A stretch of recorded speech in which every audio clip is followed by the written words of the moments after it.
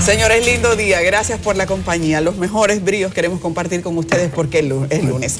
Y los lunes uno necesita entonces tener la mejor de las caras porque hay demasiado que hacer. La semana solo está empezando. Y para empezar la jornada, qué bueno que ustedes están ahí. Nosotros les saludamos, Nelson Rodríguez, Pablo Maquini y una servidora, Adis Burgos. Yo me meto en unos problemas a veces porque a quién digo primero, pero a veces digo primero Pablo, pero habla primero Nelson. Yo no sé quién va a hablar ahora, yo no sé. Maquini, caballeros bonitos. Cuando hay salud mental y los egos están suficientemente sanos, nunca habrá ese problema entre Nelson y yo. Ahí no hay problema. Buenos días, país. Buenos días, República Dominicana. Mira, Nelson, Adis, comencemos enfriándonos con las fuerzas militares y policiales. Un abrazo grande. Llovió. Qué bueno. Felicidad. Óyeme, antes de ayer precisamente me estaba hablando un miembro de las Fuerzas Armadas. Comando, y usted no sabe nada. Me salieron 8.611 miembros de las Fuerzas Armadas y 6.740 policías fueron ascendidos. A todos ellos, nuestras felicitaciones. Los temas entre coronavirus y el proceso electoral se nos va a ir, yo creo que no el día, no, la semana. Buenos días, país. Buenos días, lunes 9, a propósito de los ascensos. Anoche me llamó una persona muy feliz y contenta. ¡Qué bueno! ¡Salió! Ay. Felicitaciones a los agraciados, como dice lo de la Lotería Nacional. Y eso que ya no hay fichita. Sí, hemos avanzado. Y yo quiero, antes de que entremos en lo profundo. No, el sistema de fichitas se mantiene. O sea, de reporte. Hemos avanzado. Dime, Adi. Antes de que entremos en lo profundo también, saludar a Pablo, porque qué filete se dio el fin de semana, el que todos querían, o que todos queríamos, poder conseguir una entrevista con la vicepresidenta Margarita Cedeño, una mujer que en este momento es tan determinante para lo que va a pasar en política y cuyas preguntas y respuestas eran de esperar. Pablo, cuéntanos un chin, por lo menos antes de... Bueno, hay poco que contar porque ya todo fue dicho. Intentamos en esos 45 minutos ser lo más abarcadores posibles. Hubo un par de cosas sumamente interesantes a destacar, que ella nunca se había referido a eso, y creo que aquí más de una vez yo lo había dicho, que llamaba la atención de que ella ni siquiera con gente de su confianza se había referido a eso, y es incluso sumó un dato que a mí me quitó la palabra, que fue aquello de que hay un momento donde el equipo de Danilo Medina y Danilo Medina están de acuerdo en que se celebren unas primarias y que ella sea la candidata unificadora. Eso no se había dicho aquí, pero fue algo peor. Cuando yo le digo, bueno, me imagino que esto ocurrió después de la llamada de Pompeo, que no había de otra. Entonces ahí es que ella me corta y me dice, no, antes. Silencio en la noche, ya todo está en calma. Esa fue una admisión importante porque puede cambiar y mucho el panorama electoral. Bueno, no he visto completa la entrevista de Maquini con la señora vicepresidenta. Se va a repetir, ya anunciaremos debidamente en otro canal. No, yo estoy enterado porque el tocayo Espinal Báez, Nelson Espinal Báez, me mandó el link de la entrevista y me hizo un comentario precisamente de esa parte y me dijo, se supo todo, ya se supo todo. Un saludo a Nelson Espinal Báez. Pero ya veremos con tranquilidad esa entrevista de la señora procuradora. Lunes 9, señores, cambiaron la hora en la madrugada del domingo de Estados Unidos, como hablábamos. Le adelantaron una hora, ahora está el día. Ahí está la audiencia ahora de la gente de Nueva York y de toda la costa este. Bueno, es prácticamente en todo Estados Unidos el cambio de hora. Entonces, ahora en Nueva York es esta misma hora. Entonces, ya sí, por lo menos los compadres míos dicen, compadre, esta hora ya uno está saliendo al aire, pero a las 6 de la mañana no, cuando le retrasaron una hora. Hoy es el día de Sánchez, Francisco del Rosario Sánchez. Veo una actividad en la agenda, una ofrenda a las 11 del altar de la patria. Sánchez, el varón ilustre del himno de Jiménez y Ravelo, Ramón Emilio Jiménez y José de Jesús Ravelo. tú que juraste morir de hambre antes que siervo comer un pan, y lo cumpliste cuando tu cuerpo de muerte herido cayó en San Juan. No he visto tanta bulla como se hizo con Duarte y con Mella, pero hoy es el día de Francisco del Rosario Sánchez. Señores, lo del coronavirus, dicen los que me antecedieron en la palabra, que es uno de los temas obligados. Ayer se reivindicó el jabón de Cuava. Dice el ministro de Salud Pública que es mejor que el alcohol, porque el alcohol fija las bacterias en la piel. Entonces recomienda el uso del jabón de Cuava. Yo diría el noble y sufrido jabón de Cuava, que nunca ha dejado de tener vigencia. Hoy fue reivindicado a ese nivel, pero siempre el jabón de Cuava es útil para muchos quehaceres del hogar. A propósito del coronavirus, la mayoría debe estar enterada de que ya tenemos 5 casos en la República Dominicana. Por suerte todos son importados, por lo que se puede decir que todavía no hay coronavirus en el país, ni está corriendo en el país. A los casos del italiano y de la canadiense de la semana pasada se le sumaron 3 personas, 3 dominicanos, 2 mujeres y un niño. Las mujeres, una proveniente de Italia, de 56 años de edad, otra también proveniente de Italia, entró por las Américas, y un niño que andaba con sus padres por París, por España, parece que de vacaciones. Ahí están los 5 casos.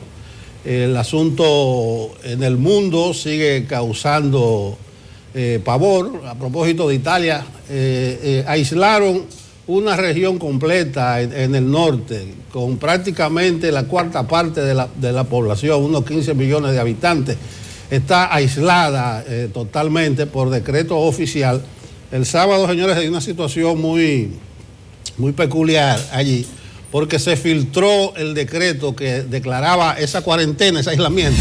Entonces, iba a entrar en vigencia ayer domingo y se filtró el sábado de la noche, y comenzó la gente a salir huyendo de esa región. El juidero. Como quien dice, bueno, Santiago será aislado, y la gente comenzó a huir para la capital, para La Vega. Una situación incómoda, bastante incómoda en Italia. Se sumó a la declaratoria de emergencia del estado de Nueva York. Recuérdense que el viernes dijimos que California está en emergencia. California anuncia hoy el cierre de las escuelas y todos los eventos públicos.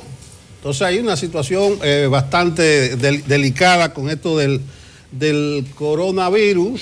Hay un aspecto favorable que siempre lo destaco. El precio del barril del petróleo sufrió una abrupta caída el viernes y bajó a 41,64. Bajó casi $5 el viernes. Y el precio del oro se disparó con casi $25 hacia arriba a 1.683. Entonces esos son aspectos muy positivos, aunque apunte usted que ya con 5 casos registrados de coronavirus en República Dominicana, eso va a afectar el turismo, que en el mundo está de capa caída. El turismo de cruceros, señores, está prácticamente en bancarrota. Estados Unidos está haciendo un esfuerzo supremo. El vicepresidente Mike Pence, que fue designado por Trump para que se encargara de todo esto, se reunió el viernes con todas las autoridades de la Florida. Recuérdense que eso es uno de los puertos principales de cruceros en el mundo, adoptando medidas, pero no es fácil. Por ejemplo, una medida es que si en un crucero aparece algún caso sospechoso, lo van a mandar a un puerto no comercial, qué sé yo, a qué parte de Estados Unidos, que no sea un puerto de crucero, para que se mantenga el ritmo y la actividad. Y termino con el coronavirus diciendo, o el COVID-19, que es más propiamente el asunto en Puerto Rico, ya apareció el primer caso. Lo dejo ahí. Bueno, pero uno repasando esto, Nelson, Adis, uno dice, bueno, ¿y aquí qué estamos haciendo en cuanto... miren, todavía esto del coronavirus, el COVID, no está circulando en la República Dominicana. Esa es la mejor noticia, pero eso es hasta este momento. Y cuidado, porque se están investigando en ese sentido. Ahora, yo estaba ayer cenando con mis hijas y fui al baño del restaurante y miré el restaurante aquí en el Polígono Central. Digo, ven acá, pero Si se dice tanto, y un saludo al ministro que ha reivindicado ese jabón de Coaba que sustituía a un kinder que provocó muchos divorcios. El jabón de Coaba tiene un mérito histórico sentimental que algún día, el viernes, vamos a hacer unos comentarios sobre eso. Pero en esto del coronavirus, digo, ven acá, pero nos estamos preparando realmente. Sabemos que hay, lo fundamental, lo ha dicho, está ronco el ministro, de decirlo, que lo fundamental es el asunto de la higiene. Lavarse la mano de vicio, por mucho, mucho, donde quiera, okay, perfecto, muy bien. Bueno, pero recuérdeselo a la gente. Ayer ya yo voy a decir, la niña mía, una jovencita de 23 años, estornudó y hizo así, ¡pa! Y un señor que estaba en la mesa me dice, oh, qué raro. ¿Y dónde ella aprendió? Dice, todavía en la familia estamos investigando, porque no fue el papá, porque el papá y las mamás tosen mal. O sea, el dominicano hace así, o saca el pañuelo. ¿Cuántas veces lo vamos a decir aquí? O no nos lavamos las manos. Muy poca gente cuando va al baño se lava la mano. Pero otra cosa, ¿qué usted le llama a lavarse la mano? Un segundito, hay una vainita, y a llantar. Entonces, hablo de esto porque no tenemos costumbre de lavarnos las manos. Si nos las lavamos mal. No sabemos qué hacer cuando tosemos, que debe ser en la parte interna del codo. Entonces, desde que esto comenzó y mucho antes, yo estoy pidiendo que se sustituyan todas las cuñas que coloca el Estado Dominicano, por lo menos los organismos que dependen del Poder Ejecutivo, es decir, de la orden del presidente de la República, alertándole esto a la gente, señores. Eso es una cosa, que no lo veo, Y eso sí es fácil, porque es una orden. Ahí no hay que negociar, que el PRM, que el CONEP, que las familias, la embajada. No, ahí estamos de acuerdo todos. Ante la situación y lo serio que es, permíteme decirte que nos aseguramos de que eso llegara al ministro y se lo preguntamos y se lo planteamos en la entrevista la semana pasada. Él está enterado. Sí, no, hombre, él está enterado. Porque tú lo has dicho también, ellos nos consultan. Pero no, yo hablé cuando esto comenzó. No hay duda de que lo saben, increíble. Sí, no, cuando esto comenzó, yo soy, eso de la sustitución de las cuñas del Estado en los momentos de crisis nacional por terremoto en Haití o esto, yo soy viejo en esto. Yo aquí todo el que ha sido presidente de Hipólito para acá, uno ha hablado de lo mismo. Pero a lo que voy es que esto es con el coronavirus. Por ejemplo, ustedes vieron lo de la señora fue Villarriba. Sí, creo que fue, sí, Oraide Herrera. O sea, ella sale a hablar con los periodistas sin nada. Dice, no, lo que pasa era que yo se me recargó el celular, me excusan, perdón, Susan, es que tuve que ir al colmado a recargarlo. ¿Cómo? Pero usted tiene idea de lo del peligro que usted representa. Entonces aquí, como tenemos el trauma de la dictadura de Trujillo, no sabemos una cosa que se llama la aplicación irrestricta de la ley. Pero hay 16 millones de los cultos. Toda la cultura occidental viene de Grecia pasando por Roma. Pero el norte, el rico norte de Italia, está cerrado. 16 millones de personas están aisladas. Y aquí hay una señora que está investigada. Ella dice que sí, que no se va. Se va para su casa, se autoexilia en su casa. Pero ella sale al colmado.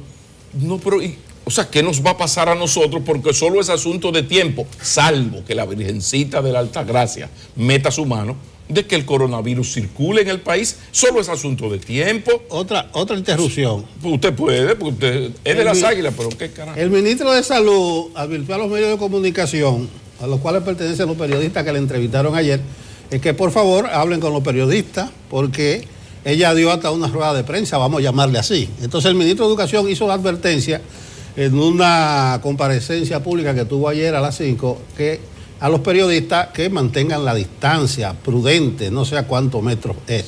Siga, Pablo. Pero ahí viene, gracias, Nelson. 2 metros ellos se han referido. Nelson, tú sabes cómo es este país. Nosotros somos latinos pasados por África, nosotros somos andaluces pasados por África, nosotros somos cariñosos. Dime, Adi, ¿cómo tú? Oye, mira, oye esto. Enfócame, Adi.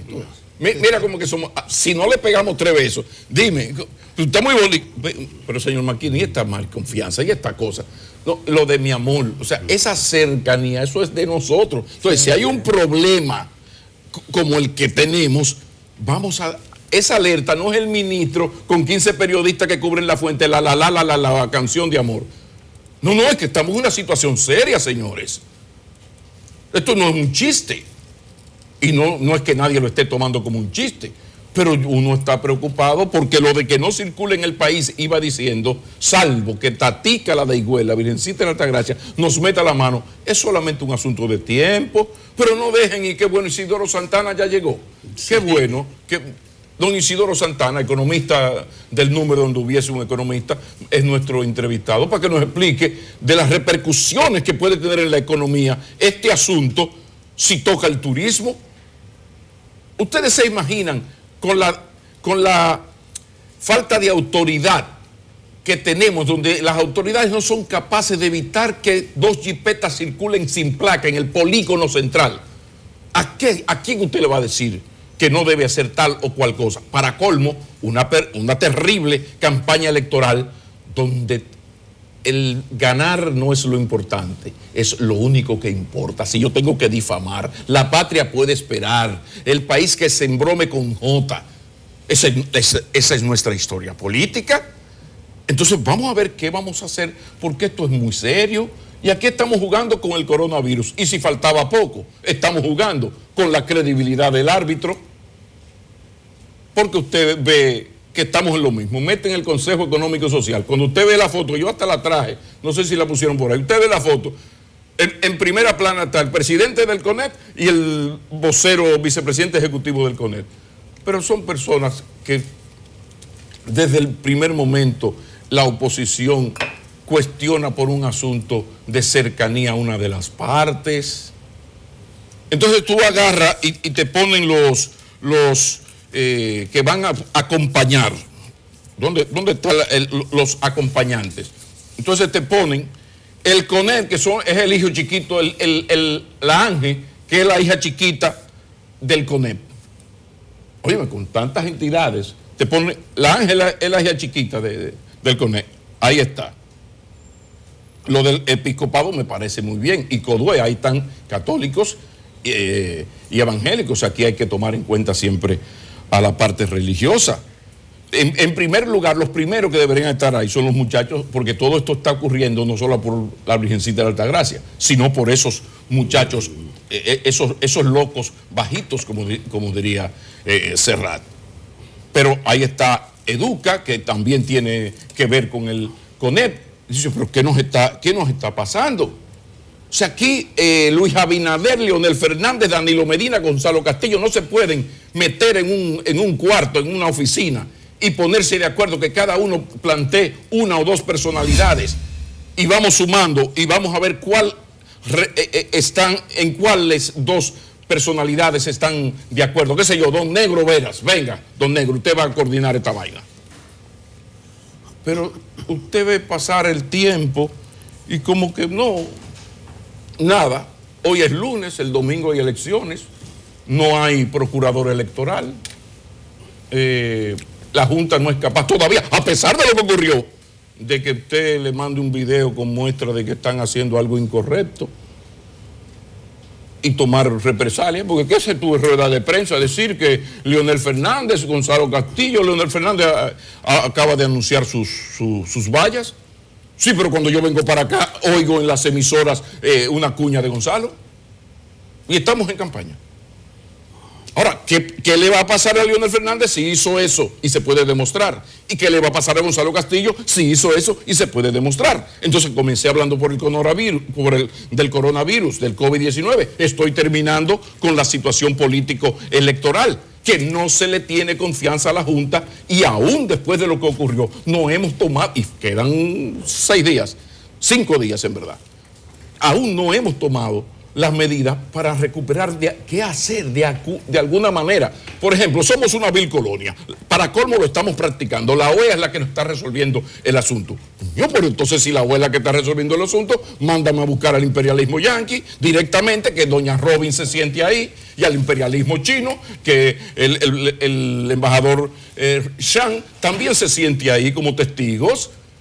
Y ustedes entre cuatro, Leonel Fernández, Danilo Medina, Luis Abinader, no pueden encontrar dos dominicanos en los cuales ustedes confíen, gente que tenga autoridad moral, que esa sí es dura. Eso no tiene que ver con cuenta bancaria. Autoridad moral, gente que su trayectoria de vida hable por ellos. Aquí los hay, gente maravillosa.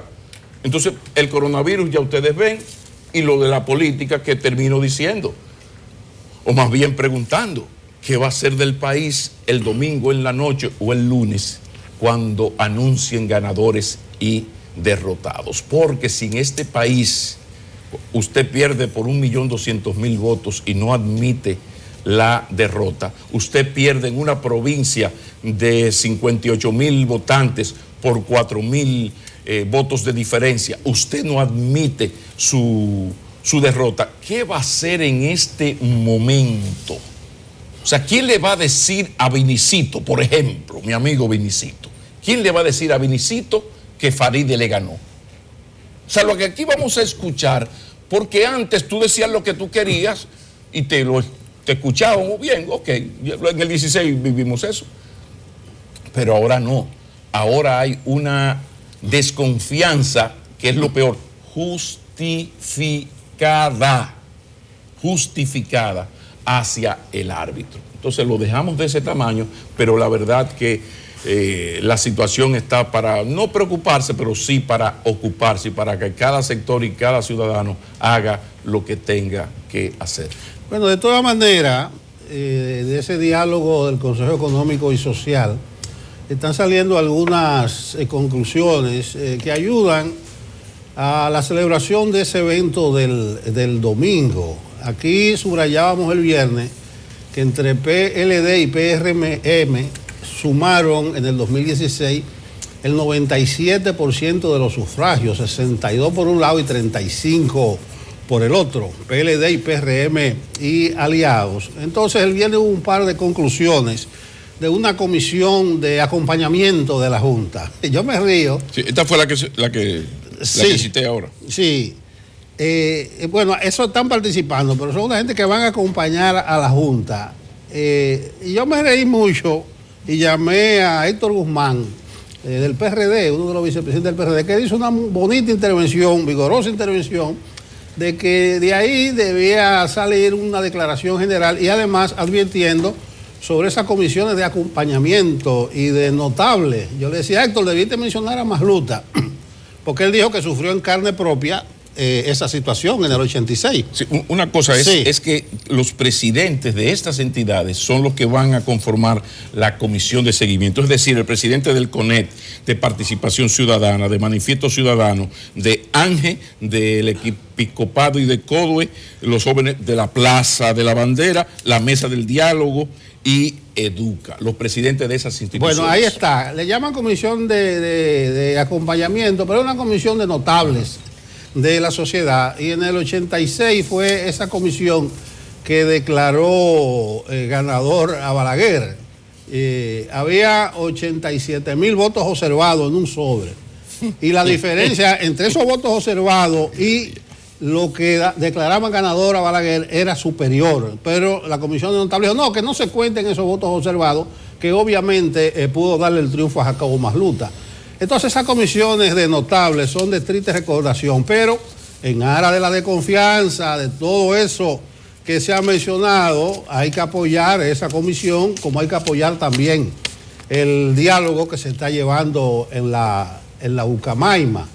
Estamos a 6 escasos días de las elecciones y creo que va a haber todo ese tipo de problemas, incluso con el voto preferencial a nivel de regidores y manual. Aquí pasaremos días contando y alegando y con alegatos, pero con la OEA, con uniones, con IFE, con esas comisiones de acompañamiento y con el ambiente que se está creando, puede haber alegatos, pero al final el que ganó. Ojalá que sea así. A propósito de elecciones, mañana, señores, se cumple el plazo para la presentación de los candidatos a nivel presidencial, de senadores y de diputados. Y hay muchas expectativas. Inicialmente el plazo era el día 13, pero por las razones sabidas se puso el día 10. Entonces hay expectativa alrededor de quién puede ser el vice o la vice de Abinader. Lo mismo que de Leonel. Pero yo llamo la atención, antes de hablar de esa vicepresidencia, de que también mañana tienen que presentar los señores diputados, sus candidatos, con la cuota por demarcación. Estuve leyendo la resolución 17-2020 de la Junta, donde establece que los diputados, así dice, serán por demarcación, es decir, que hay que darle la cuota a la mujer. Entonces mañana vamos a ver cómo resolvieron algunos partidos sus problemas y presentan la cuota de género. Entonces, atención con eso. Claro, me imagino que ya resolvieron y va a haber mucho disgusto con lo que dejen fuera, los varones que dejen fuera. A propósito de la candidatura vicepresidencial, se están diciendo tantas cosas, señores, porque hemos hablado de la virtud de las redes sociales, pero entre sus defectos están todas las sandeces que se dicen por ahí. Entonces lo mejor es no adelantar conclusiones. Ya lo dijo Hipólito Mejía, esa es una decisión de Abinader en el caso del PRM. No sé por dónde vendrá Abinader con su vice, tiene que ser un vice que sume. Mucha gente piensa que debe ser una mujer por género, porque son el 51% del padrón. Además, Abinader dijo ayer en su mensaje con motivo del Día Internacional de la Mujer dos cosas. Dice Abinader que la mujer es su inspiración y que será uno de los roles de un posible gobierno suyo. Entonces, ahí creo que hay una seña, pero además Abinader le luce una mujer porque las Abinader Albajes son tres. Qué coincidencia. Tres hijas hembras, como dice el pueblo, que tiene Abinader, y coinciden eso con Danilo. Danilo tiene tres hijas hembras, lo digo así para subrayar. Entonces, atención al posible o a la posible vice de Abinader y a la de Leonel Fernández, que tienen que ser presentados mañana antes de las 12 de la noche. Y atención de que los partidos tienen que presentar la cuota de género por demarcación a nivel de los diputados. Entonces se pone interesante. Eso es para mayo. Lo del domingo es municipal y aquello nacional y congresual, pero la gente está muy atenta a ver por dónde viene Abinader principalmente. Bueno, va a estar buena. El cuchicheo que hay en torno a la vice, más el cambio en la candidatura senatorial, la posibilidad de que Farideh sea la candidata vice y Robertico sea el candidato a senador, eso tiene el ambiente político caldeado. Pero yo quería insistir, porque lo mencionaste y es bueno, que esto de la comisión de seguimiento que yo mencionaba, tiene, más que la institución, es el vocero autorizado de cada institución. Es decir, que volvemos a los notables, pero volvemos a los notables a partir de siglas. Entonces ahí no es, el CONEP se hace representar, pero va a estar el señor Pedro Brache, va a estar un representante de Participación Ciudadana. Entonces yo decía de Pedro Brache que es una persona muy vinculada a Danilo Medina. Y entonces por eso hay de parte de la oposición, pues, cierta desconfianza, porque es un vínculo muy, muy cercano. Pero cuidado, que ahí está Participación Ciudadana. Y el líder histórico de Participación Ciudadana, el ideólogo más destacado, el más respetado, que ha sido profesor de casi todos nosotros y que le tenemos un especial respeto y vieja admiración, es el vocero autorizado, no sé si presidente, de un movimiento que le ha prestado un servicio a la candidatura del PRM, que si Luis Abinader llega a presidente no tiene con qué pagarle. Porque en ese grupo que encabeza Juan Bolívar Díaz hay una serie de intelectuales, gente aterrizada, que son las que han agarrado a Luis Abinader y su equipo y le han hecho sugerencias para todo. Usted solo tiene que leer artículo que escribe Juan Bolívar Díaz cada sábado en Hoy, que es una cátedra de ciencias políticas. Claro, desde la óptica de un movimiento político que está luchando en un proceso electoral, en este caso de parte apoyando al PRM.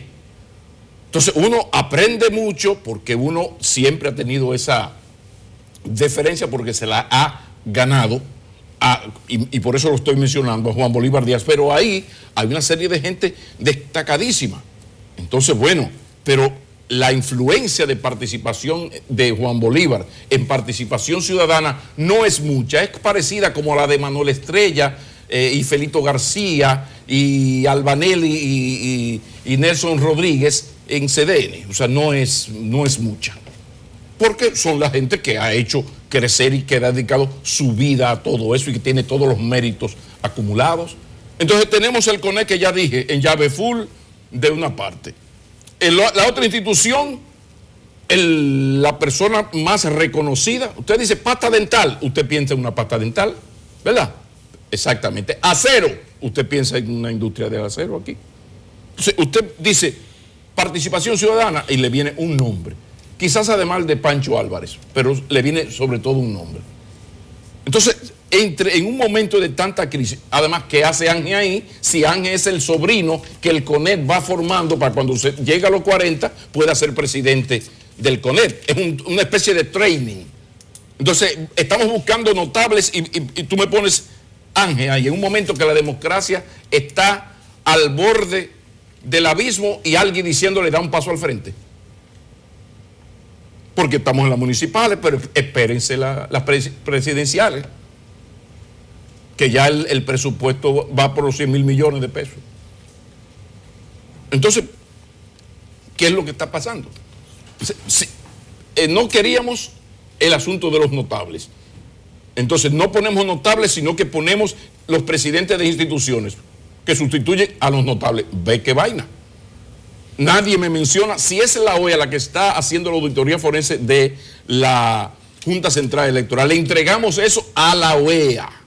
A la OEA, lo que significa la OEA en la memoria histórico-política de este país.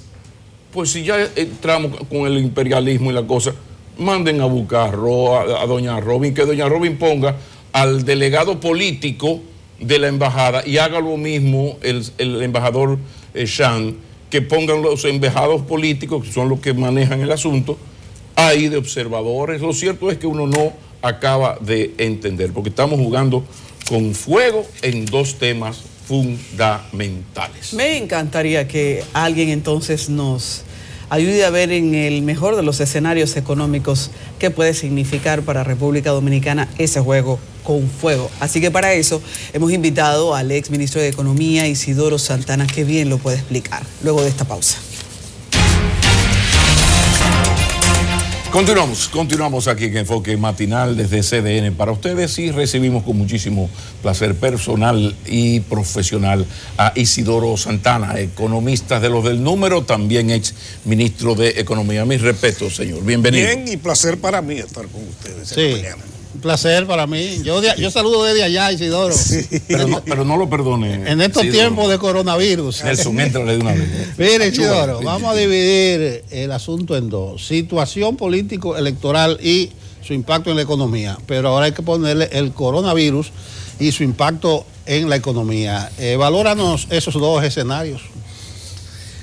Bueno, realmente lo de la situación política y electoral nunca debió ser un tema que tuviera un gran impacto sobre la economía, pero se convirtió en ello. Se convirtió en ello primero por la debilidad institucional de la República Dominicana, que ese es un problema en que no hemos logrado avanzar un ápice. Y durante la mayor parte del año pasado, del año 2019, pues se convirtió en un tema de tensión, principalmente por la pretensión de alguna gente de Palacio de modificar la Constitución, la intervención del Congreso, la intervención militar, una serie de cosas, pusieron la economía en tensión en adición a algunas cosas que ya venían, como los problemas asociados a la imagen pública del país para el sector turismo. Eso se supone que se estaba resolviendo y las cosas estaban ya normalizándose totalmente al final del año 2019. Pero ha vuelto a complicarse y ya en el 2020, pues la suspensión de unas elecciones que ya estaban en curso. Es decir, no es que suspensión con aviso previo, es una suspensión en medio de la votación. Eso se convirtió en un problema serio político. Y no hay dudas de que ya este ambiente está influyendo significativamente sobre la economía. Un proceso electoral en ningún país debería ser un factor que perturbe la economía, pero aquí en República Dominicana se ha convertido en eso, lamentablemente. Es probable, todavía los datos que se tienen al primer mes del año muestran que la economía seguía más o menos bien, creciendo con bastante estabilidad. Cualquier cosa que salga dependiendo de este proceso político que vivimos, ya comenzaremos a verlo en meses subsiguientes, porque todavía no hay información estadística de lo que ha pasado. Según el Banco Central, los indicadores muestran que la economía creció 4.7% en el mes de enero. No es una medición precisa, pero un indicio con cierta estabilidad. En enero los precios subieron algo, pero en febrero volvieron a bajar un poquito como promedio. En esto tiene mucho que ver el precio del petróleo. De modo que hasta ahora la situación sigue más o menos normal. Tenemos que estar pendientes de cómo continúa. Ahora, para el próximo gobierno no se puede huir la responsabilidad de dar unos pasos que se esperan desde hace tiempo, el pacto fiscal, el pacto laboral. ¿Qué tiene que ocurrir para que los gobiernos se atrevan a ir como arreglando las cosas? Tenemos problemas en la competitividad.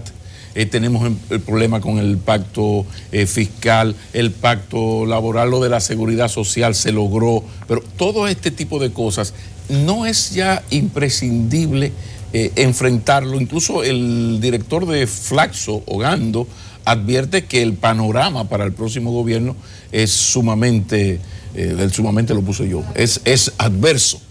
Si vemos el tema de coronavirus y lo que eso va a significar para el turismo, entonces hay que preocuparse y ocuparse. ¿Qué le parece a Isidoro Santana este escenario?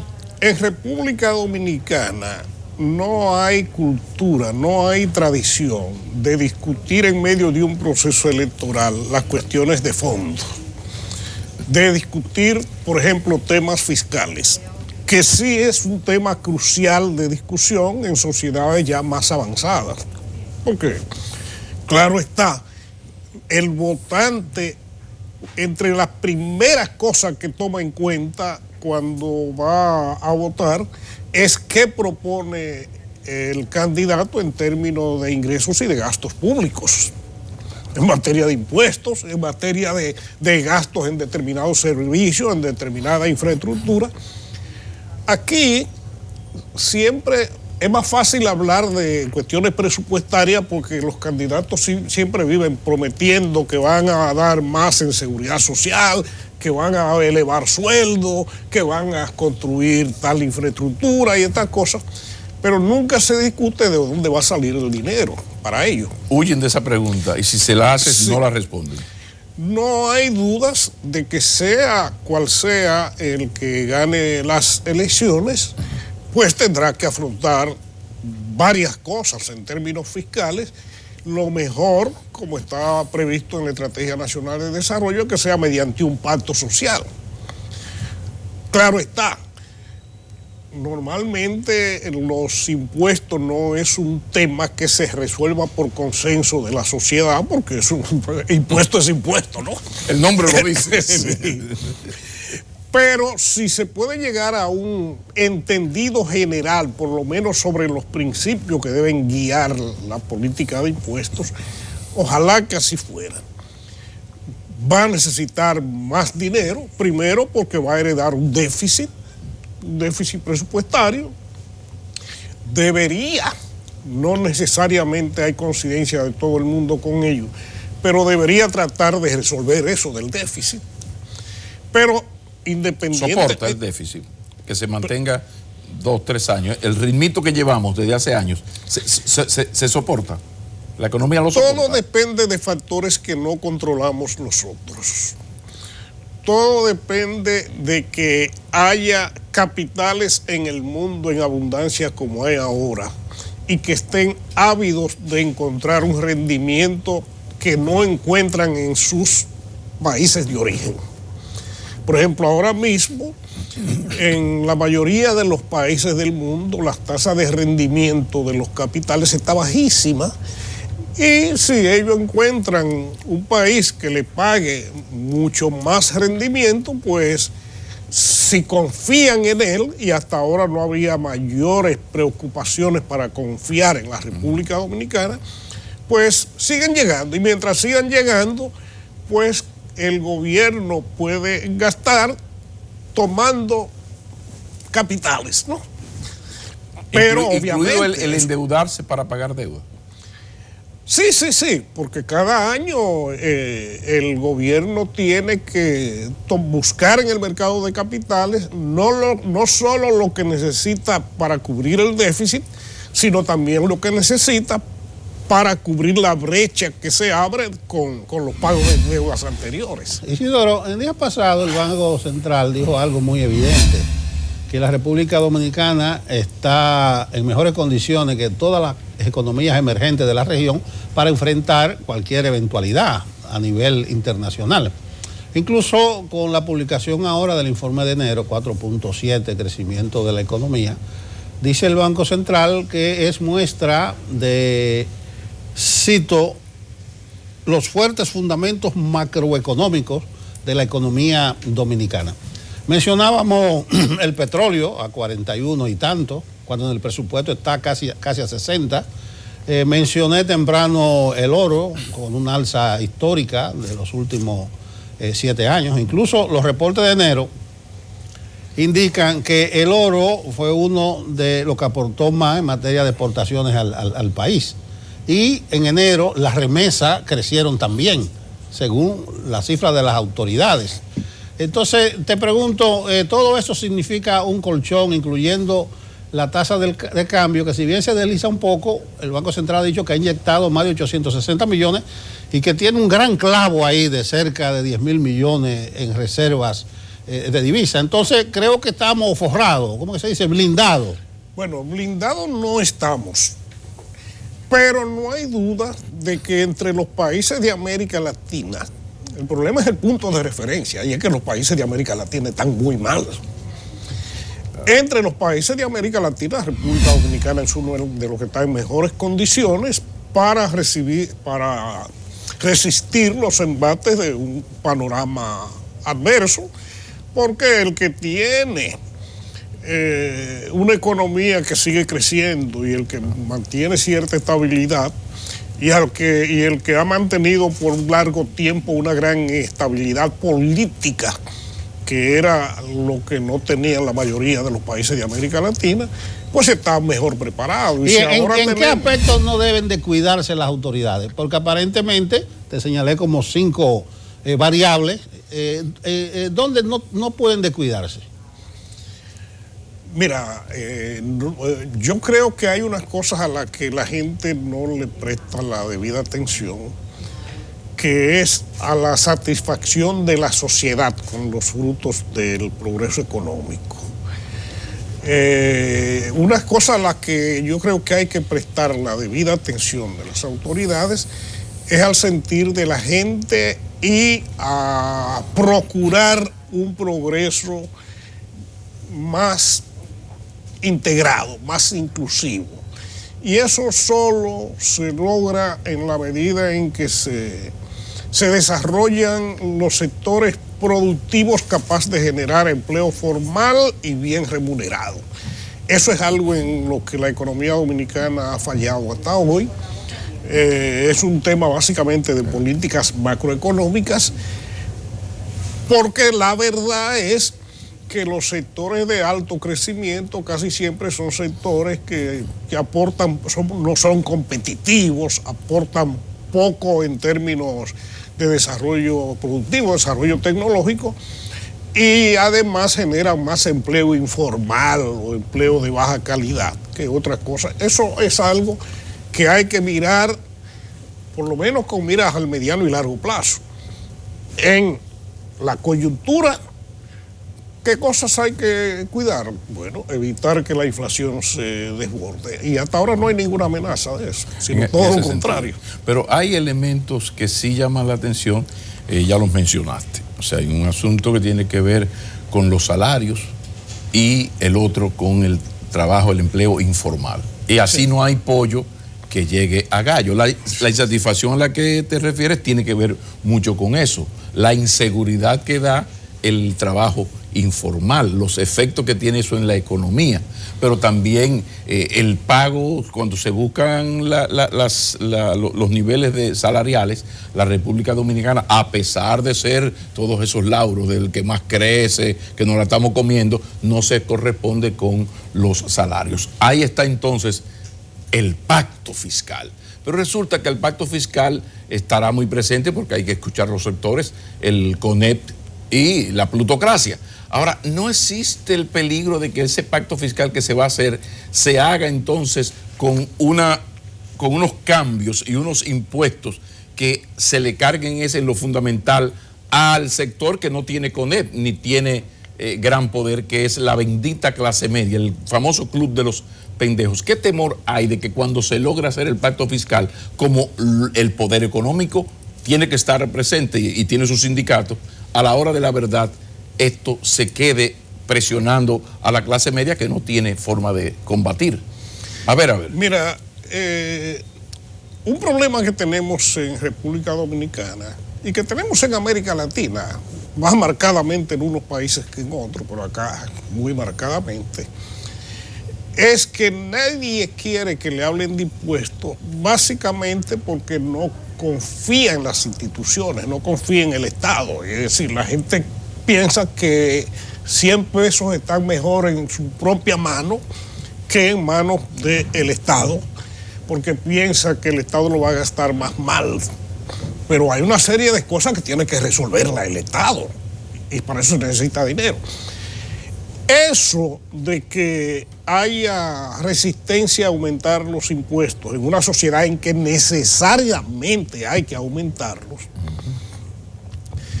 es algo que va a lo que se van a oponer la gente de clase media, de clase baja, de clase alta, de todas las clases.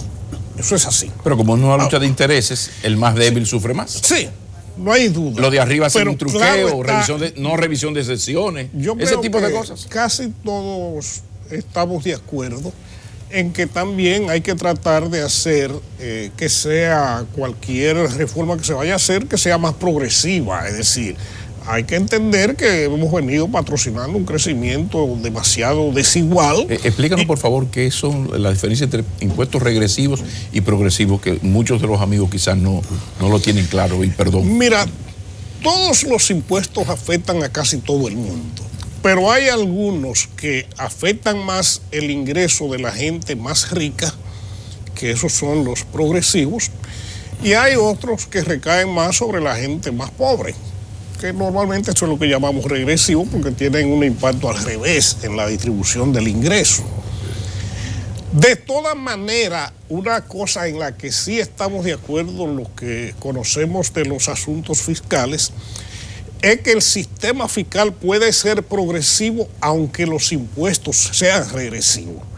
Porque tú puedes aplicar o aumentar un impuesto que aún lo paguen los pobres en una alta proporción, pero al momento de utilizar ese dinero después, gastarlo en cosas que beneficien prioritariamente a los pobres, con lo cual al final la situación de los pobres termina mejor que como estaba. Estamos hablando de calidad de gasto, entre otras cosas. Sí, porque es un tema que es hay el que cuco, discutir. es el cuco, yo creo. Que hay que discutir enormemente. Eso es un tema crucial.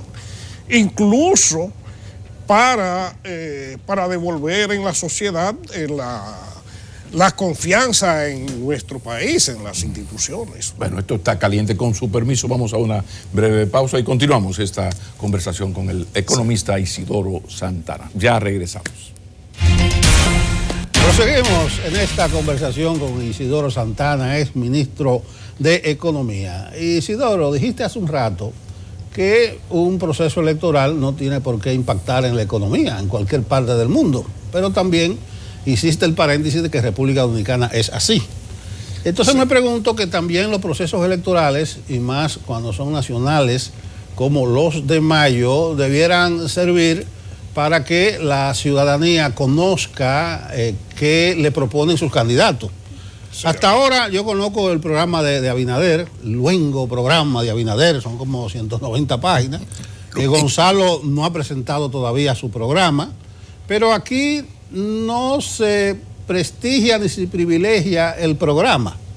¿Qué elementos fundamentales debe contener un programa de gobierno en este momento? Hablaste de una reforma progresiva, pero también eso implicaría un pacto, porque nadie se va a tirar el muerto encima, ni un presidente que va a salir, ni uno nuevecito que va a llegar. Mira, ¿qué debería contener un programa? Bueno, un programa por lo menos debería contener una visión de lo que queremos y cómo lo vamos a hacer. Es decir, y eso tiene que ver con los asuntos fiscales, pero con muchísimas otras cosas, con los temas de la seguridad ciudadana, con los temas de la justicia, con los temas de los servicios sociales en general y de la infraestructura. Es una pena que acá no se discutan los programas. Efectivamente, el PRM parece que puso un buen equipo técnico, que trabajó minuciosamente la materia y puso a disposición del público su programa, pero resulta que en las discusiones posteriores eso prácticamente no se ha tocado. Es decir, ahora mismo no hay una discusión sobre la base de lo que se propone en los programas. La discusión es que si yo gano, que si tú ganas, que si tú pierdes, y una serie de cosas de ese tipo, y no ha habido ese ambiente.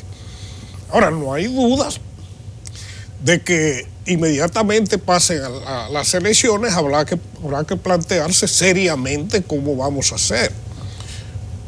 Y creo que el tema fiscal es de los principales, sea como sea, con pacto o sin pacto, pero es un tema crucial.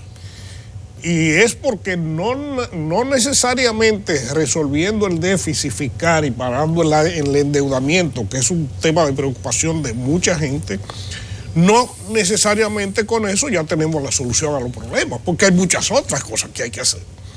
Es decir, hay demasiadas cosas que van a demandar más dinero público, comenzando con cosas elementales como mayor cantidad de dinero para disponer para las funciones de salud pública, para las funciones de policía, justicia, seguridad ciudadana en general, para infraestructura en agua y saneamiento, que tanto necesitamos en un país donde las ciudades están sucias, donde las ciudades están no solo llenas de basura, sino con ríos putrefactos, inundados de inmundicia la mayor parte. No hay plantas de tratamiento, hay toda una serie de cosas que se supone que el próximo gobierno tiene que plantearse resolver. Pero ahí hay un problema. El librito recomienda que los tragos amargos, los gobiernos nuevos, los apuren temprano. Sí. Pero ahí viene entonces el dilema de afectar su popularidad. Por eso es que yo hablo que quizás sea mejor un compromiso de la mayoría de sectores nacionales y se avance hacia determinados pactos, en este caso el fiscal, y además desempolvar el eléctrico. Mira,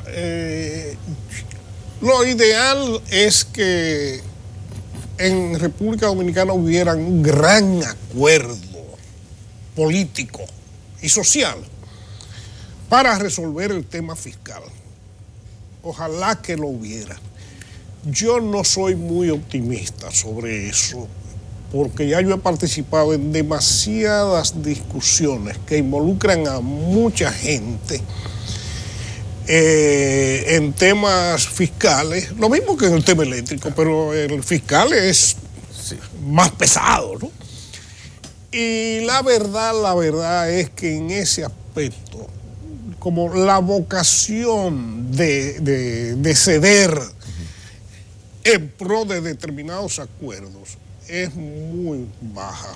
Y eso ocurre entre los empresarios, eso ocurre entre los políticos, entre los que están en el gobierno y entre los que no están. Lo que pasa, Isidoro, es que todo parece indicar que sin una gran crisis, no solo esta electoral, sino económica, un asunto que ponga en peligro la estadía en el país de gente con mucho poder, una gran crisis, va a ser imposible porque hemos llegado al peor de los escenarios. Y pido tu reflexión. ¿Cuál es el peor de los escenarios? Bueno, lo lógico es lo que acabas de decir, tenemos que hacer un gran acuerdo, un gran pacto. No, pero el gran pacto se hizo. Así se llama el pacto fiscal. E incluso hubo un gran consenso nacional que se llama Ley de Estrategia Nacional de Desarrollo, que hasta en ley la convertimos. Sí. O sea que el país está en el peor de los escenarios en el sentido de que no se respeta a sí mismo. O sea, vamos a hacer un gran acuerdo para ponernos de acuerdo, valga la redundancia. Llegamos al acuerdo. Eso fue la Estrategia Nacional de Desarrollo. Pero a la hora de hacerla, le pagamos muchísimo cuarto al señor Atalí. Viene Atalí, hace el informe, mira, ahí está, adelante. De que se habla de hacer lo que se tenga que hacer, pero significa afectar sectores terribles. Entonces vienen los candidatos que necesitan dinero, se sabe quién es el que da el dinero, llegan a la presidencia y no aprovechan esos 2 años. ¿Hacia dónde vamos, Isidoro Santana? O sea, ¿qué tiene que ocurrir? Porque el pacto está, ese gran acuerdo ya se hizo, está consensuado. ¿Y entonces? Bueno, para mí esto es el mayor temor. Hay un tema aquí que despierta el consenso prácticamente de todo el mundo, excepto el que está manejando las cosas desde el poder, que es la necesidad de darle a la ciudadanía la satisfacción de que el dinero público está bien utilizado y en consecuencia que se puede confiar en que el que lo va a administrar, de generar esa confianza. Y todos los partidos piensan que los problemas se resuelven economizando gasto del que se tiene en el presupuesto. La gente lo que hace cálculos, mira, se llevan tanto en corrupción, se llevan tanto en mal uso por ineficiencia, o tanto por inversiones innecesarias. Nosotros vamos a resolver eso y con eso ya está resuelto el problema, ¿no? Mira, el que crea que va a resolver los problemas con eso, por muy buenas intenciones que tenga, no hay duda de que es un paso importante, pero es un paso que te puede tomar los primeros 2 años de gobierno. Y si al cabo de 2 años tú no has hecho el resto, es posible que entonces termine fracasando. Ciertamente, lo ideal es que el trago amargo se trague inmediato. Sí, no. Eso es lo ideal. Ecovita Nueva barre bien, sí, aprovecha. Exacto. Pero no sé si hay el ambiente aquí en República Dominicana para eso. Posiblemente mucha gente piensa que se elimina la corrupción de golpe y porrazo, pero no sabe cómo, porque nadie sabe cómo. Y miren que eso es un asunto difícil, Porque yo te digo, yo he estado en el gobierno y yo he puesto mucho empeño en ese tema, pero cuando uno viene a ver, las cosas se hacen sin tú darte cuenta. Y no es más un asunto de voluntad política, porque la normativa jurídica está ahí, y no desde ahora, desde hace mucho. Hay hasta veedurías, comisión de ética, Pecto-Bismol, PEPCA, o sea, hay de todo.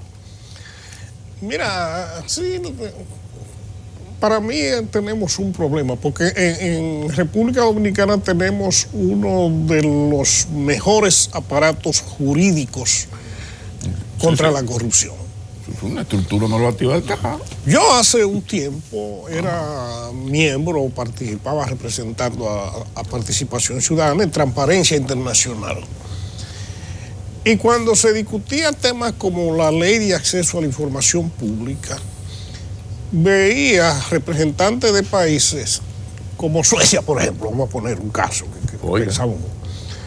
Suecia decía, no, pero nosotros no necesitamos ley de acceso a información pública, porque los datos del Estado son datos públicos por naturaleza. Es decir, ¿a quién se le ocurre negarle a un ciudadano un dato de algo que le concierne porque es suyo? La nómina, por ejemplo, claro, que fue un paso de avance aquí del Estado.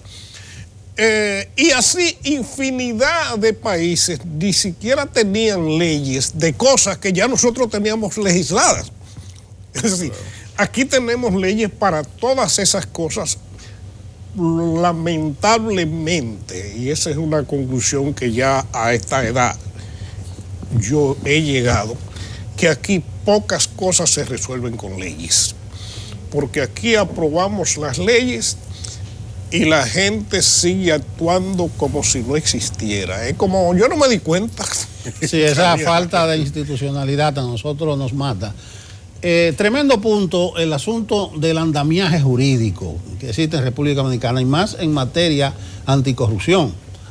Yo le tengo miedo a los actuales discursos de la corrupción, porque esos discursos no llevan como contrapartida decir que van a aplicar las leyes. O sea, se olvidan de las leyes. Entonces eso es un peligro, que podamos revertir logros como lo que tú mencionas, y yo te hablo de cuenta única, de todo ese tipo de cosas. Estamos bien en los andamiajes. Entonces yo sugeriría a los candidatos que defiendan las herramientas, los instrumentos que existen para hacer la cosa bien.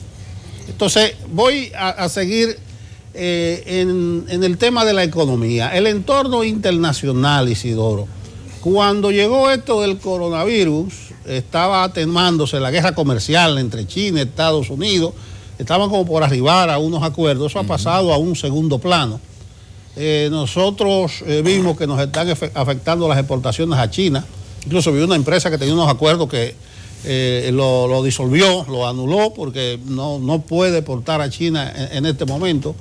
Vamos a valorar un poco ese entorno internacional, porque Estados Unidos da la apariencia que está llevando la mejor parte en esto de China totalmente a la defensiva con el coronavirus. El entorno internacional, visto desde la economía dominicana, que va a limitar nuestras exportaciones, nos va a afectar en un sinnúmero de maneras.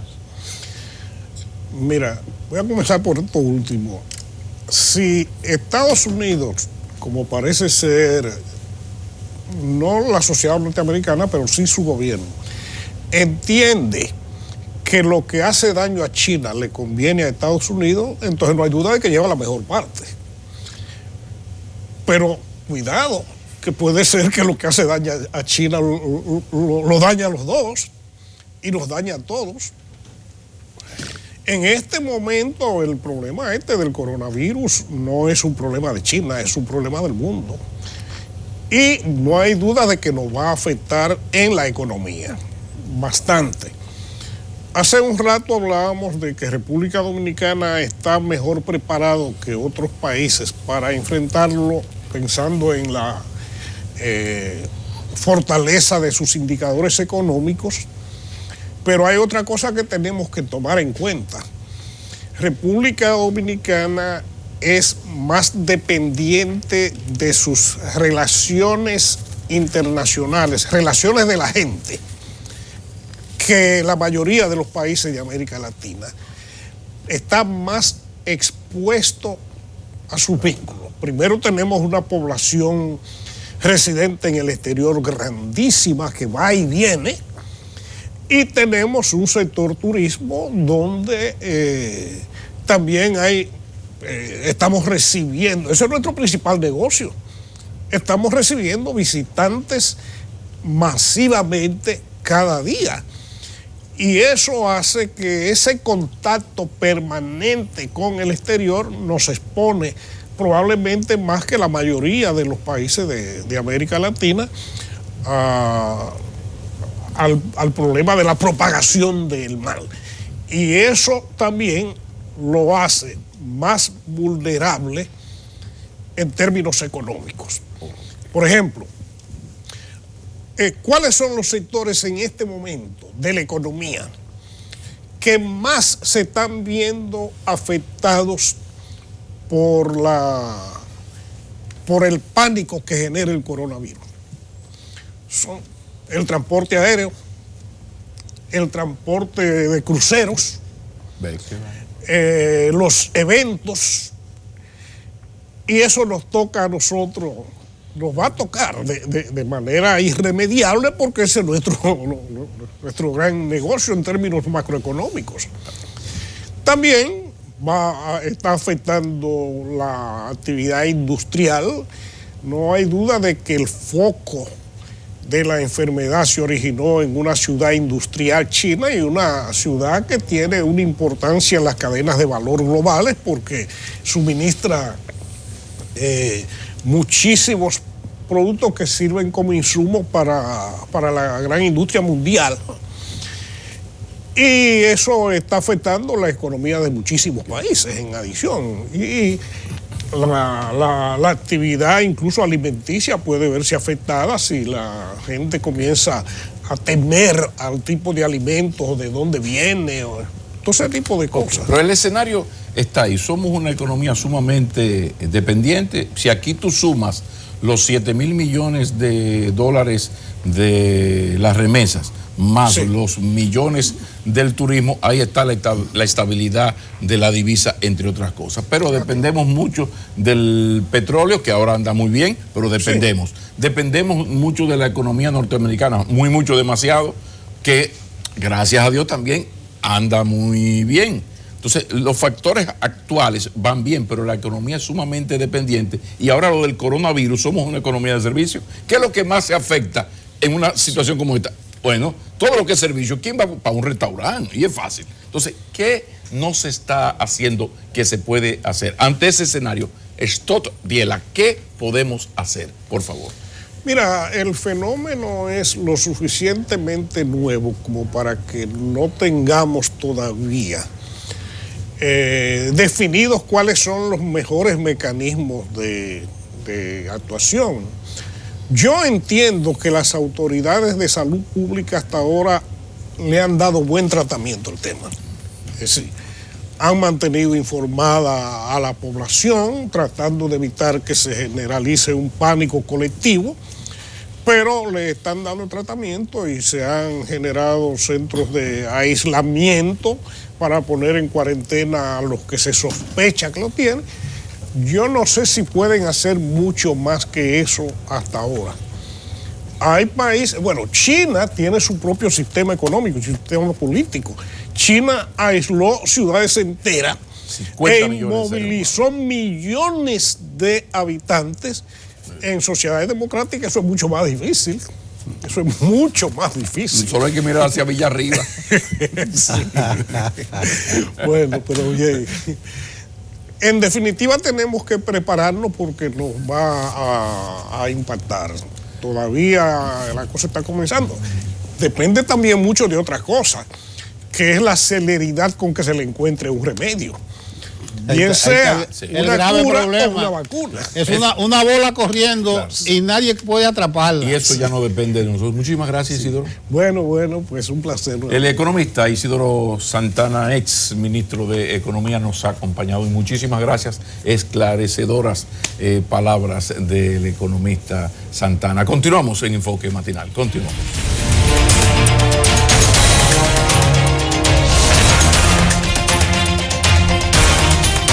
Gracias por su compañía, muy buenos días. Seguimos en Enfoque Matinal con una agenda de información para ustedes que ahora queremos poner en la bandeja de información al estilo del semáforo. Así que esta es la luz roja. Hemos puesto en la luz roja porque en las últimas horas hemos visto muchos discursos y créanme que vamos bien a nivel de discursos en la agenda de asuntos de la mujer, pero esa misma agenda se ve frisada cuando uno tiene que analizar un poco la práctica. Si nos referimos a la práctica, tenemos entonces que poner en manifiesto lo de la ley para erradicar la violencia y qué mal estamos esperando porque los congresistas la consigan aprobar y que la tengan ahí en sus manos en más de una legislatura. También falta la unificación de políticas, de las políticas y de los presupuestos que maneja el gobierno. Pero si hablamos de la agenda, de los problemas que como sociedad hay para equilibrar el género, también hay que hablar de la normalización del matrimonio infantil y de cómo eso todavía no consigue resolverse. ¿Qué más? Las muertes maternas. Increíble hablar de que el 88% de las muertes de nuestras mujeres en condición de dar a luz puede evitarse según las cifras de la Organización Mundial de la Salud y los análisis en diferentes encuestas y también profundidad de todo este tema. La desigualdad en los órganos de toma de decisión y ni hablar, los feminicidios también son parte de los problemas que tenemos que reflejar y analizar en un momento en que, insisto, estamos muy bien a nivel de discursos, pero en la práctica hace falta mucho más. Sí, y por eso lo ponemos en la luz roja, porque es muy bueno destacar lo que hemos avanzado, pero lo demás no podemos dejar de mencionarlo y de reclamarlo. Pasemos a la luz amarilla. Y en la amarilla, a propósito del Día de los Bomberos Dominicanos, que se celebra el segundo domingo de marzo de cada año, les saludamos, les enviamos un abrazo. Desde el año pasado, cuando recibieron el empujón de una regularización del salario que tanto han gritado por mucho tiempo, como que se ha amortiguado el discurso de las quejas. Pero hay otras cosas ahí que a propósito del Día de los Bomberos queremos nosotros también recordar. Y es que tenemos destacamentos que se encuentran en un punto de deterioro que obligaría que si pasa algún tipo de situación nacional de desastre, de catástrofe, tengamos que socorrer a los bomberos antes de que ellos nos socorran a nosotros. Y por eso quiero mencionar cómo están los destacamentos de Vallejuelo, de Piedra Blanca, de Río San Juan, de Atomayor y el de Santiago. Aunque el de Santiago está encaminado ya en un proceso de tener un nuevo local por un esfuerzo que está haciendo la alcaldía. Pero estos y otros bomberos necesitan ahora mismo que se rescate su zona de trabajo, que es el edificio en el que están por las condiciones de peligro que se han podido identificar.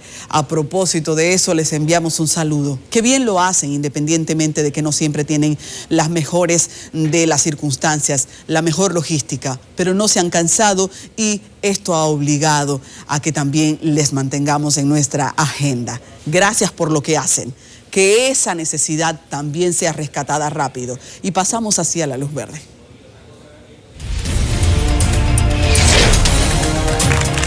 Señores, ha llegado el Interceptor 008. El Interceptor 008 es un equipo que había sido prometido para República Dominicana como una donación de Holanda. Ha llegado, ¿y qué es esto? Pues el Interceptor 008 es nada más y nada menos que una barca anclada en el río que va a captar los residuos flotantes o semisumergidos, tanto en el río Osama como en el río Isabela. La contaminación de esos ríos va al mar, impacta de manera seria también la ciudad y todo lo que hace daño a la ciudad, hace daño al ambiente de manera general. Es una iniciativa interesante. Vamos a ver ya cómo en los próximos días comienza a hacer su trabajo. Saludamos lo que eso puede significar y también los esfuerzos de todas las entidades que han participado, de la donación y de las autoridades. A nivel de contaminación, todo lo que se pueda hacer llega en muy buen momento. Y esa no es una tarea solo del gobierno. Así que en buena hora, pero ¿qué puedes hacer tú y qué puedo hacer yo? Así que saludamos esto. Hasta aquí con cariño el semáforo. Inevitable hablar de política en un momento en que estamos a unos pocos días ya la cuenta regresiva de las elecciones municipales muy esperadas. Así que las voces importantes de los partidos políticos tendrán que pasar por aquí, hacer la más sincera de sus conversaciones con nosotros. Así uno espera y que ustedes atentos entonces reciban el mensaje. Vamos a saludar a nuestro invitado, que es César Fernández, es jefe de campaña de Johnny Ventura, también es el secretario de propaganda de la candidatura de Leonel Fernández por la Fuerza del Pueblo, en su lucha, en su batalla también por llegar a la presidencia. Así que César, buenos días. Muy buenos días, muchas gracias por la oportunidad de compartir con tus televidentes y todo el público dominicano que siempre sigue este interesante espacio. Sí, vamos a empezar ligeros. ¿Cómo estás? Justo con la candidatura de Johnny Ventura y estamos ahora a horas de las municipales. ¿Qué ves? ¿Te gusta lo que estás mirando a nivel del ambiente político? ¿Te gusta lo que estás mirando respecto a tu aspirado, respecto a la Junta Central Electoral? Mira, sobre... ¿El arbitraje va bien? Yo he tenido mis cuestionamientos personales sobre el arbitraje y ha sido bastante claro. Y desde que el doctor Leonel Fernández fijó su posición hace 2 domingos sobre quien primero llama al diálogo, es el doctor Leonel Fernández, y establece condiciones mínimas para el mismo. Y es cuestionando precisamente al árbitro. Yo en lo particular entiendo que el árbitro no tiene las condiciones para llevar este proceso. Ya ha habido 2 fracasos, el 6 de octubre primero y luego el 16 de febrero, donde la ineptitud y la falta de gerencia del órgano elector ha sido evidente. Tenemos entendido inclusive que hay un informe de Uniore, porque Uniore hizo una auditoría previa a IFES, y determina que lo que hubo el 16 de febrero fue falta de gerencia e ineptitud del órgano elector. Por ejemplo, ellos tomaron una decisión que fue suspender al director de cómputos, pero la elección no es solamente el cómputo. Disculpa, porque dijiste algo muy serio. Cuando alguien como ustedes, que es parte interesada y que ha tenido un discurso de inconformidad todo el tiempo, desde que esto empezó, tiene un informe así en sus manos, yo doy por sentado que profundiza más, porque ustedes tienen demasiado en juego. En ese informe, ¿qué otra cosa? ¿A qué se refieren cuando dicen falta de gerencia? Porque esa es una palabra muy grande. Pero no hay que ni siquiera llegar al informe. El propio presidente de la Junta Central Electoral acaba de decir hace unos días que no se auditó, o sea, no hubo control de calidad en el sistema. O sea, él mismo está diciendo que ellos no hicieron su trabajo. O sea, no tenemos que esperar a que el informe de Uniore lo diga, él lo dijo. Y recordemos, en una audiencia pública, nosotros fuimos el delegado ante el fraude por la Fuerza del Pueblo en la Junta, y estuvimos ahí en todos los procesos, y en una audiencia pública, los 7 señalamientos que hizo Leonel Fernández previo al 6 de octubre, que lo hicimos después del 6 de octubre, el propio magistrado presidente las evidenció en audiencia pública, exactamente todo lo que pasó. Entonces no es un asunto de que nosotros hemos insistido, que somos necios ni nada por el estilo. ¿Delegado ante el fraude te refieres post el 6 de octubre? Post el 6 de octubre, exactamente. Fuimos, participamos en toda la investigación que se hizo en los primeros días, y fuimos el portavoz de la denuncia, y al mismo tiempo el partido nos designó como delegados ahí. Participamos en la audiencia pública, presentamos todas las evidencias y no pasó nada. Señores, yo quiero sacar los pies de este lío, porque aquí la Junta no ha dicho que hubo fraude. Ustedes tienen un discurso muy sentado de ese fraude, y yo quiero sacar los pies personalmente. Mira, de que yo no estoy aquí haciendo una entrevista que legitime que hubo fraude. Eso es la Fuerza del Pueblo que está diciendo. Pero con mucha responsabilidad, y lo hemos dicho. O sea, el término fraude, ¿cuándo ocurre un fraude? El fraude ocurre cuando se manipula la intención del voto. Cuando un voto es destinado, la gente quiere votar por una persona y eso se manipula, hay fraude. O sea, tú manipulas y alteras los resultados. Y eso fue lo que hubo el 6 de octubre, y también iba a ocurrir el 16 de febrero. César, no obstante, hay una realidad. Hay una convocatoria de elecciones, las elecciones son este domingo, y el árbitro es la Junta Central Electoral. Hay un esfuerzo de que haya un consenso, de que se sienten los partidos, y esto todavía tiene demasiados ruidos. ¿Cuál es la posición de ustedes? ¿Nos vamos a sentar y a relajarnos un poquito para que la gente confíe en el proceso y vaya el domingo? ¿O se van a mantener en el pataleo? Yo pienso que ya bajar la guardia, unificar criterios entre partidos, va a hacer que la gente sienta más validez para la jornada, y vaya y vote, que es lo que hace falta ahora. Es correcto. Lo primero que debemos llamar a la ciudadanía que vaya a votar, y hay que reconocer el esfuerzo que ha hecho la Junta en esta etapa de crear las garantías que hemos exigido los partidos de oposición. que se vea que el partido de gobierno en muy pocas cosas está de acuerdo con la oposición. O sea, parece que no le interesa que haya transparencia en el proceso. Pero la Junta sí, debo ser responsable y ha cumplido con la mayoría de las cosas que hemos pedido, como el observador del voto, el observador de escrutinio, entre otras cosas. Pero estamos de frente a un proceso con árbitros que han fallado 2 veces y mantienen la misma actitud. O sea, lo que nosotros vemos en la Junta es que no hay control sobre la operación de la Junta. O sea, el presidente no tiene control de lo que pasa ahí en la Junta. Gracias a Dios ahora tenemos 2 instituciones como es IFES y como es OEA que están vigilantes del proceso. Pero siempre tendremos la duda. Yo era partidario de que se cambiara la Junta. No hubo el tiempo, no hubo la intención, o sobre todo del gobierno, que es que manipula la Junta. Si yo te digo que la fuerza del pueblo... Pero todos los partidos votaron a que no era propicio ese cambio, no era oportuno en el momento. El PRM en su momento, si recuerdas, el mismo 16 de febrero, Luis Abinader solicitó la renuncia de los jueces. Pero después de todo esto que pasó, estuvieron de acuerdo de que el momento sería obviamente, peor. porque la Junta siempre juega el tiempo. No, pero eso no lo dijo la Junta, lo dijeron ustedes, los partidos, y votaron ustedes porque no se hiciera el cambio de una Junta en ese Obviamente, momento. faltando días para unas elecciones ya no era necesario. Ahora, al otro día de un fracaso electoral como el 16 de febrero, debieron renunciar. Es que debieron renunciar ellos. O sea, si yo soy presidente de la Junta y he fallado 2 veces, ¿cómo yo le miro la cara a mis hijos? O sea, yo llego a mi casa y digo, mira, yo soy presidente de un órgano electoral y yo no sé hacer elecciones. Renuncie, señor. Pero hablando de todo, estás a la cabeza de la propaganda de Leonel Fernández. Y ustedes también son parte del pastel de los que están violando la ley. No. No estamos en momentos de No. que la propaganda come los medios de comunicación, las vallas, la radio, la televisión, y a ustedes los mandaron hace poco a que guarden sus... La fuerza del pueblo no está, ni ha violado absolutamente en ningún momento. No hay vallas de Leonel Fernández. No hay vallas de Leonel Fernández. No hay ninguna promoción de Yo Leonel soy el Fernández. encargado de propaganda, no tenemos vallas. Nosotros subimos una valla electrónica. Y si buscan mis cuentas de redes sociales, anunciamos que a partir de ese momento se iniciaba la colocación de propaganda de Leonel Fernández. Y en apenas horas, una Junta Central Electoral muda y ciega, que solamente ve cuando Leonel Fernández hace algo y incurre en una supuesta violación, actúa. Porque nosotros hemos depositado 3 instancias, porque el candidato de gobierno, desde el 6 de octubre a la fecha, no ha parado ni ha detenido su propaganda de radio, televisión y prensa escrita.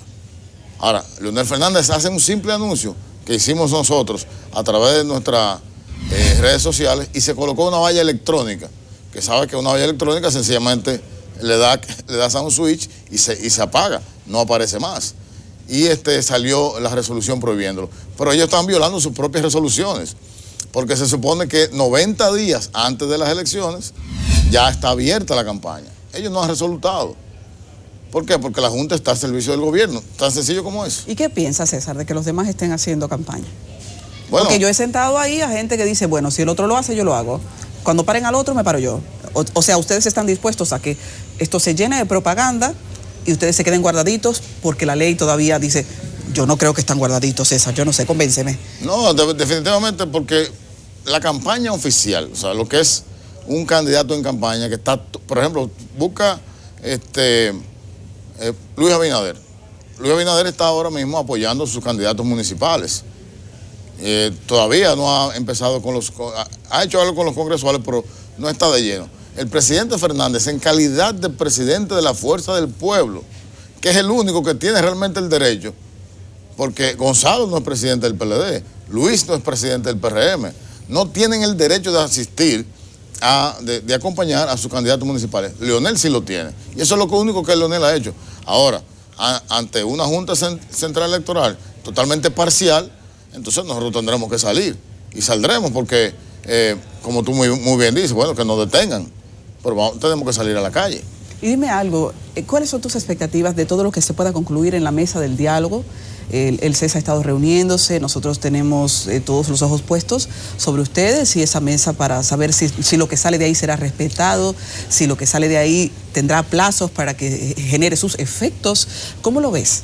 Mira, el doctor Fernández estableció claramente cuáles eran las condiciones que él y la Fuerza del Pueblo y sus aliados solicitaban para el diálogo. ¿Qué es un diálogo? Un diálogo es cuando hay un conflicto entre partes. Se genera una mesa, donde se va a debatir qué ocasionó el conflicto.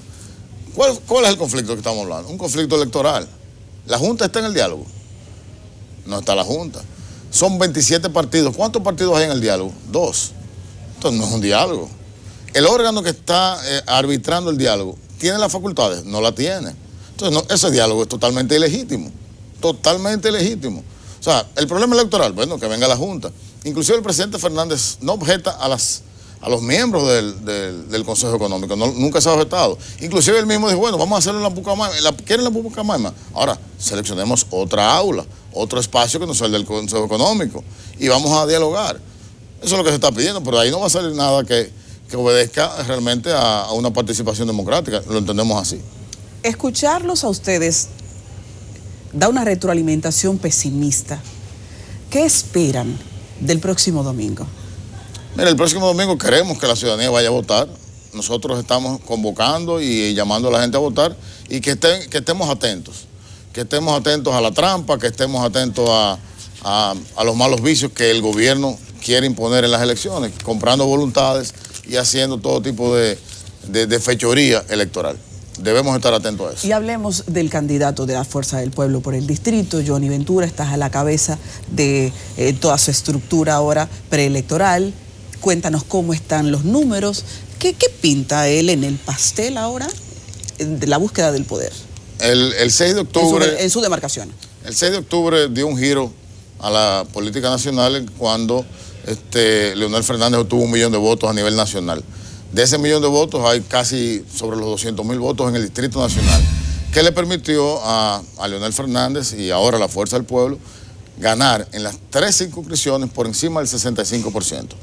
Automáticamente eso divide el pastel electoral en el distrito. Estamos hablando que en el 2016 el PRM o el Partido Reformista, con quien ganó David Collado, obtuvo por encima del 50% de los votos. O sea, eso no ocurrirá el próximo domingo 15 de marzo, porque se divide en 3. Al dividirse en 3, estás hablando de que el que va a ganar debe ganar por encima del entre un 32 y un 35%. Al día de hoy, la Fuerza del Pueblo se ha mantenido compitiendo por el primer lugar alrededor del 30%. Ya el empuje final que ocurrirá esta semana, que el presidente Fernández, por cierto, estará apoyando a su candidato, definirá quién será el ganador. Pero es un asunto de que como el candidato a alcalde no está en la competencia, se convierte exactamente en partes iguales. Tenemos el partido de gobierno decaído, con una traición evidente del presidente de la República a su candidato.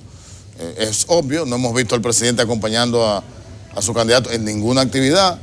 Está claro en los corrillos internos que está apoyando a la candidata del PRM por un tema de un compromiso con el ingeniero Hipólito Mejía, y entonces eso beneficia a la Fuerza del Pueblo. ¿Por qué? Porque los PLDistas que saben que van a perder con Johnny Ventura y la Fuerza del Pueblo y Leonel Fernández tienen garantías de participación en el gobierno municipal. No así lo tendrán con Carolina Mejía en el PRM. Dime algo ya para finalizar. Todas las ansiedades en torno al domingo tienen que ver con lo que vendrá en mayo. ¿Qué visión tienes brevemente de una posible vuelta electoral, segunda vuelta electoral? Ahí tenemos la pregunta de cierre. No hay una posible. O sea, el balotaje está garantizado. Como te decía, Leonel Fernández obtuvo el 6 de octubre 1 millón de votos. 1 millón de votos del electorado que acudirá en mayo es el 25%. O sea, y el que tiene el 25% obligatoriamente te tranca el juego. Nuestra meta, nuestro reto es, ya estamos en segundo lugar, es llegar en primer lugar. O Si no llegamos en primer lugar, estaremos muy cerca del primer lugar y obligaríamos a una segunda vuelta. Así despedimos a César Fernández, está a la cabeza de la campaña. Gracias. A la municipalidad de Johnny Ventura por el Distrito Nacional y es un dirigente de la Fuerza del Pueblo. César, gracias. Muchísimas gracias por la oportunidad. Ahora vamos a pasar con nuestra compañera, bueno, tenemos en el Centro Médico Siglo XXI de San Francisco de Macorís a Daya Sena, a propósito de los médicos que atendieron el caso que ha dado positivo de coronavirus ahí. Daya, buenos días. Y queríamos tener un comunicado, si nos pudiera dar lectura. Sí, vamos a hacer una cuestión. Hay comunicadores y periodistas que llegaron más temprano, ya grabaron sus cosas. Entonces, dentro de un momentito, cuando entreguemos el kit de prensa, que dicho sea de paso está la reglamentación de la OMS sobre la atención de los pacientes en sus hogares, está también el reglamento de salud pública como el protocolo, y está una nota de prensa. Vamos a entregarlo a los que vinieron primero y los que llegaron ahora sí podemos seguir conversando con ellos. ¿Está bien? Entonces, muchísimas gracias por haber venido y los que quieran hacer el tiro en vivo y eso, entonces vamos a dejar la mesa principal para que ustedes puedan hacer su trabajo. Muchísimas gracias a todos.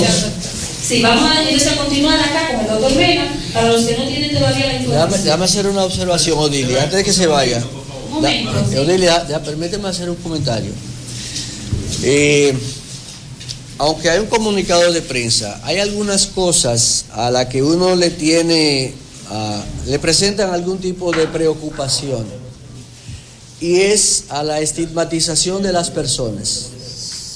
Nosotros entendemos que las personas que tienen síntomas respiratorios deben sentirse en la libertad de ir a la emergencia de cualquier centro de salud o a su médico que él considere necesario, para que las medidas del lugar se puedan tomar de manera oportuna.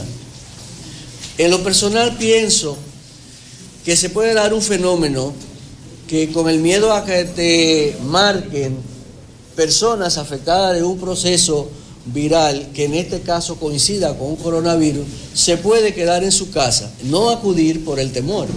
Entonces, entendemos nosotros que todas las emergencias y todos los médicos del país están en la mejor disposición de recibir cualquier persona para evaluarlo. Si no tiene ningún contacto epidemiológico, no hay que pensar en coronavirus. Si lo tiene, entonces simplemente se toman las medidas del lugar como otra infección más. Director, ¿cómo llegó esta paciente que está ubicada en Villarriba? ¿Cómo llegó a este centro médico y qué atenciones le brindaron en primer orden? Sí, la paciente llegó, como decía el doctor al inicio, con síntomas gripales, simplemente de un virus, y luego, al ser evaluada, nosotros comprobamos el nexus epidemiológico. Eso quiere decir que ella estuvo en contacto fuera del país, tenían 4 días que había llegado de Italia, que al inicio no nos lo dijo, pero luego en la investigación que se le hace a todo paciente que llega, y nosotros el triaje es donde el paciente llega primero antes de pasar a la emergencia, y en ese primer capítulo fue que nosotros hicimos el primer diagnóstico clínico, y luego que ya la evaluamos, que comprobamos que tenía la sintomatología y que tenía el nexo epidemiológico, entonces ahí nosotros llamamos al departamento ya de salud pública, quien vino y nos le tomó la muestra. Perfecto, esa muestra fue llevada hacia el laboratorio nacional. Sí. Pero mientras estaba realizándose esa prueba para detectar si daba positivo coronavirus, ¿qué estaba haciendo la paciente? Bueno, la paciente primero nosotros la dejamos hasta que llegara a salud pública en aislamiento. La paciente no salió jamás. Se le tomaron todos los laboratorios que se le toma a un paciente con virosis que llega a nuestra emergencia, y luego que vino salud pública que le toma la muestra, llama a Santo Domingo para buscarla y llevarla a aislamiento. La paciente se niega. Al ella negarse, firma un documento en donde ella se hace responsable de ir a su casa y quedarse en aislamiento domiciliario. Eso también está contemplado entre todos los protocolos de que no todos los pacientes deben ser ingresados. Entonces, por eso ella se fue a su casa en aislamiento y vigilancia epidemiológica. ¿Qué pasa si ella viola el aislamiento como parte del protocolo? Ya eso es manejo de salud pública. Nosotros como institución evaluamos el paciente, hacemos el diagnóstico y avisamos. Hasta ahora eso es lo que el ministerio nos ha dado a los centros privados. Evaluamos el paciente y lo llamamos a ellos, hacemos la alarma y ya luego ellos se encargan del resto. El contacto de esta paciente con otros miembros de este hospital o con otros pacientes, ¿cómo fue? ¿Ya eso está subsanado? Sí, hubieron 5 contactos, lo identificamos de inmediato y esos pacientes están en su casa, están estables, no tienen síntomas. Por si presentan algún síntoma, lo que se llama comúnmente en cuarentena, pero están en su casa tranquilos. Al doctor que nos estaba leyendo un documento para que por favor demos lectura en vivo para hacer el documento. Ahora me va a quedar mejor.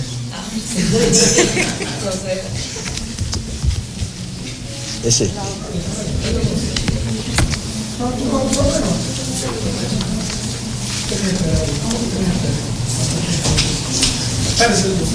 Me espero. Pero está bien.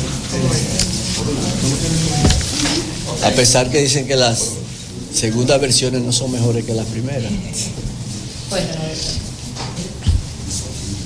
La misión del Centro Médico Siglo XXI es satisfacer las necesidades de salud de nuestros usuarios eficazmente a través de un trato humanizado. En tal virtud reiteramos a toda la región nordeste, el país y el mundo, que estamos preparados con un gran equipo de médicos especialistas en las diferentes áreas, así como también con la tecnología de última generación y zona de aislamientos en caso de que se requiera de nuestros servicios para responder ante la crisis de salud pública presentada por la epidemia de coronavirus COVID-19. Somos un centro de referencia regional y bajo este concepto no dejaremos de cumplir con nuestra misión. Siempre hemos estado abiertos y listos para atender cualquier emergencia, por más grave que ésta sea, cumpliendo con los protocolos establecidos por el Ministerio de Salud Pública y Asistencia Social y la Organización Mundial de la Salud. En la actual circunstancia mundial y nacional del virus en cuestión, cierto es que por ser un centro de referencia, llegaran hasta aquí, en este caso, el de la señora de Villarribas, que regresó recientemente desde Italia, y probablemente otros más, que no dejaremos de atender, pues para eso estamos. En otro sentido, aclaramos que ningún centro está autorizado ni debe dar cuenta públicamente de las situaciones de salud de sus pacientes. En el caso de la especie y siguiendo el protocolo correspondiente, se procedió a notificar al Ministerio de Salud Pública en esta ciudad de San Francisco de Macorís, quienes tomaron el control del mismo. Ponemos a la disposición de toda la población nuestras modernas unidades equipadas con equipos de última generación, imágenes, hemodiálisis, cardiovascular, cirugía, laboratorio, emergencias y cuidados intensivos, en los cuales podemos responder ante cualquier situación de salud, a lo que agregamos la calidad humana de nuestro personal médico y todos nuestros colaboradores. Teníamos entendido, y como estábamos hablando ahorita, el centro de salud también cuenta con un área de aislamiento. ¿Para cuántas personas? ¿Qué equipos tienen ahí? Bueno, la primera parte es que el aislamiento comienza en lo que la doctora Isabel Ramírez como directora médico explicaba. En el área de emergencia existe un área de triaje. Por lo tanto, todo el que llega a la emergencia primero pasa al área de triaje antes de pasar a ponerse en contacto con todos los pacientes que estén en la emergencia. Segundo, ahí está la dirección del Centro Médico Siglo XXI en San Francisco de Macorís, tratando de plantear el protocolo que han administrado en el caso de esta mujer que dio positivo, porque no es cierto que hay muchos cuestionamientos a propósito del manejo. Vamos a esperar entonces que todo tenga curso también y coherencia con las políticas de salud pública. Ni un segundo más, cerremos el negocio, Aves. Y solo será hasta mañana. Muy buenos días, continúe con CDN.